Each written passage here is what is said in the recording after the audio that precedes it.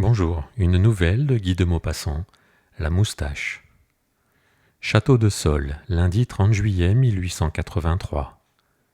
Ma chère Lucie, rien de nouveau. Nous vivons dans le salon en regardant tomber la pluie. On ne peut guère sortir par ces temps affreux. Alors nous jouons la comédie.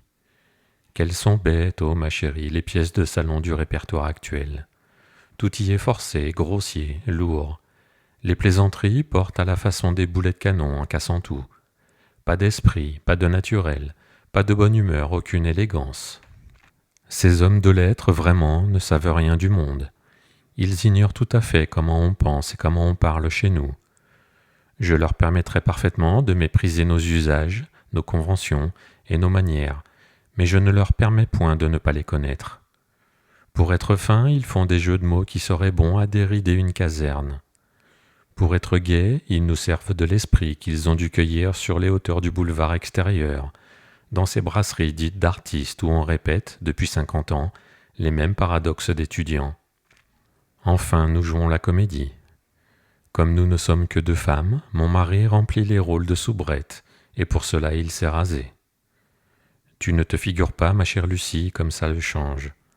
Je ne le reconnais plus, ni le jour, ni la nuit. S'il ne se laissait pas repousser immédiatement sa moustache, je crois que je lui deviendrais infidèle, tant il me déplaît ainsi. Vraiment, un homme sans moustache n'est plus un homme. Je n'aime pas beaucoup la barbe. Elle donne presque toujours l'air négligé, mais la moustache, oh la moustache, est indispensable à une physionomie virile. Non, jamais tu ne pourrais imaginer comme cette petite brosse de poils sur la lèvre est utile à l'œil et aux relations entre époux. Il m'est venu sur cette manière un tas de réflexions que je n'ose guère t'écrire. Je te les dirai volontiers, tout bas, mais les mots sont si difficiles à trouver pour exprimer certaines choses, et certains d'entre eux, qu'on ne peut guère remplacer, ont sur le papier une si vilaine figure que je ne peux les tracer. Et puis le sujet est si difficile, si délicat, si scabreux qu'il faudrait une science infinie pour l'aborder sans danger. Enfin, tant pis si tu ne me comprends pas. Et puis, ma chère, tâche un peu de lire entre les lignes. Oui, quand mon mari m'est arrivé rasé, j'ai compris d'abord que je n'aurais jamais de faiblesse pour un cabotin, ni pour un prédicateur, fût-il le père Didon, le plus séduisant de tous. Puis quand je me suis trouvé plus tard, seul avec lui, mon mari, ce fut bien pis.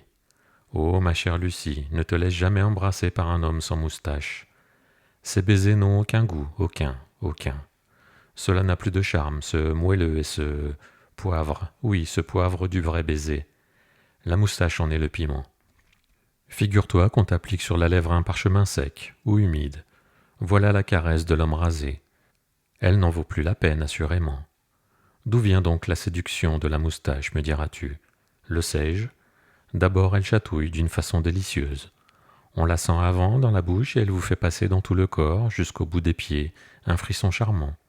C'est elle qui caresse, qui fait frémir et tressaillir la peau, qui donne aux nerfs cette vibration exquise qui fait pousser ce petit « ah », comme si on avait grand froid. Et sur le cou, oui, as-tu jamais senti une moustache sur ton cou? Cela vous grise et vous crispe, vous descend dans le dos, vous court au bout des doigts. On se tord, on secoue ses épaules, on renverse la tête, on voudrait fuir et rester. C'est adorable et irritant, mais que c'est bon. Et puis encore, vraiment, je n'ose plus.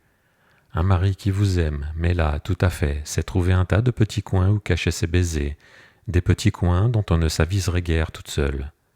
Eh bien, sans moustache, ces baisers-là perdent aussi beaucoup de leur goût, sans compter qu'ils deviennent presque inconvenants. Explique cela comme tu pourras. Quant à moi, voici la raison que j'en ai trouvée.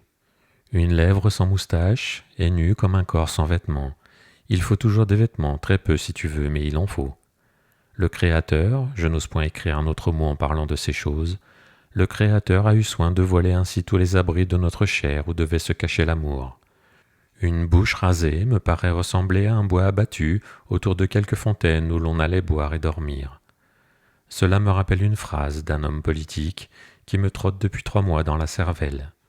Mon mari, qui suit les journaux, m'a lu un soir un bien singulier discours de notre ministre de l'Agriculture, qui s'appelait alors M. Méline. A-t-il été remplacé par quelqu'un d'autre? Je l'ignore.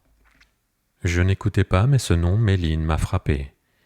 Il m'a rappelé, je ne sais trop pourquoi, les scènes de la vie de Bohême. J'ai cru qu'il s'agissait d'une grisette. Voilà comment quelques bribes de ce morceau me sont entrées dans la tête. Donc M. Méline faisait aux habitants d'Amiens, je crois, cette déclaration dont je cherchais jusqu'ici le sens. Il n'y a pas de patriotisme sans agriculture. Eh bien, ce sens, je l'ai trouvé tout à l'heure. Et je te déclare à mon tour qu'il n'y a pas d'amour sans moustache. Quand on le dit comme ça semble drôle, n'est-ce pas? Il n'y a point d'amour sans moustache. Il n'y a point de patriotisme sans agriculture, affirmait M. Méline. Et il avait raison, ce ministre, je le pénètre à présent. À un tout autre point de vue, la moustache est essentielle. Elle détermine la physionomie. Elle vous donne l'air doux, tendre, violent, croque-mitaine, bambocheur, entreprenant. L'homme barbu, vraiment barbu, celui qui porte tout son poil, oh le vilain mot, sur les joues, n'a jamais de finesse dans le visage, les traits étant cachés. Et la forme de la mâchoire et du menton dit bien des choses à qui sait voir. L'homme à moustache garde son allure propre et sa finesse en même temps. Et que d'aspects variés elles ont, ces moustaches. Tantôt elles sont retournées, frisées, coquettes. Celles-là semblent aimer les femmes avant tout. Tantôt elles sont pointues, aiguës comme des aiguilles, menaçantes. Celles-là préfèrent le vin, les chevaux et les batailles.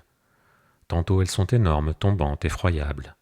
Ces grosses-là dissimulent généralement un caractère excellent, une bonté qui touche à la faiblesse et une douceur qui confine à la timidité. Et puis, ce que j'adore d'abord dans la moustache, c'est qu'elle est française, bien française. Elle nous vient de nos pères, les Gaulois, et elle est demeurée le signe de notre caractère national, enfin. Elle est hâbleuse, galante et brave. Elle se mouille gentiment au vin et sait rire avec élégance, tandis que les larges mâchoires barbues sont lourdes dans tout ce qu'elles font. Tiens, je me rappelle une chose qui m'a fait pleurer toutes mes larmes, et qui m'a fait aussi, je m'en aperçois à présent, aimer les moustaches sur les lèvres des hommes. C'était pendant la guerre, chez papa. J'étais jeune fille alors. Un jour, on se battit près du château. J'avais entendu depuis le matin le canon et la fusillade, et le soir un colonel allemand entra chez nous et s'y installa. Puis il partit le lendemain. On vint prévenir père qu'il y avait beaucoup de morts dans les champs. Il les fit ramasser et apporter chez nous pour les enterrer ensemble. On les couchait tout le long de la grande avenue de sapins, des deux côtés, à mesure qu'on les apportait. Et comme ils commençaient à sentir mauvais, on leur jetait de la terre sur le corps, en attendant qu'on eût creusé la grande fosse. De la sorte, on n'apercevait plus que leurs têtes qui semblaient sortir du sol, jaunes comme lui, avec leurs yeux fermés. Je voulus les voir, mais quand j'aperçus ces deux grandes lignes de figures affreuses, je crus que j'allais me trouver mal. Puis je me mis à les examiner, une à une, cherchant à deviner ce qu'avaient été ces hommes. Les uniformes étaient ensevelis, cachés sous la terre, et pourtant tout à coup, oui ma chérie, tout à coup je reconnus les Français à leurs moustaches. Quelques-uns s'étaient rasés le jour même du combat, comme s'ils eussent voulu être coquets jusqu'au dernier moment. Leur barbe cependant avait un peu repoussé, car tu sais qu'elle pousse encore après la mort. D'autres semblaient l'avoir de 8 jours. Mais tous, enfin, portaient la moustache française bien distincte, la fière moustache qui semblait dire « Ne me confonds pas avec mon ami barbu, petite, je suis un frère. » Et j'ai pleuré, oh j'ai pleuré bien plus que si je ne les avais pas reconnus ainsi, ces pauvres morts. J'ai eu tort de te conter cela. Me voici triste maintenant et incapable de bavarder plus longtemps. Allons adieu, ma chère Lucie, je t'embrasse de tout mon cœur. Vive la moustache. Jeanne.